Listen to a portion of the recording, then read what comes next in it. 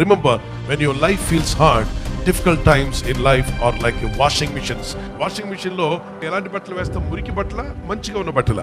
మురికి బట్టలు వేస్తాం. వేసినప్పుడు అది ఏం చేయబడతారు? స్పిన్ చేయబడతాయి, తిప్పబడుతుంది. అప్పుడు ఆ బట్ట ఏమంటుందంటే, షర్టో ఆ ప్యాంటో లేకపోతే ఆ సారీ చెప్తుంది, అమ్మో నన్ను తిప్పేస్తారు దేవా, శ్రమంలో పడ్డాను ప్రభు, ఏమిటి కోల, ఏమిటి బాధ అని ఏడుస్తుంది. అప్పుడు మనం ఏమంటాం?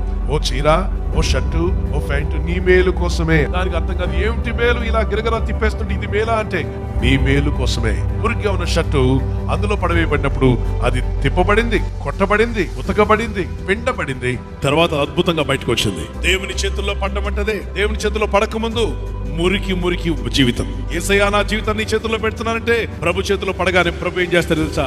వాషింగ్ మిషన్ లో పడేసిన బట్టలాగా మనలను ట్విస్ట్ చేస్తాడు, మురికిపోయేంత వరకు స్పిన్ చేస్తాడు, మనలో చెత్త చెదారం పోయేంత వరకు. ఆ తర్వాత మనలను ఆయన వాక్యంతో గద్దించి మనల్ని బాగు చేస్తాడు. కొన్ని శ్రమలు, కష్టాలు, బాధలు, శోధనలు వస్తాయి.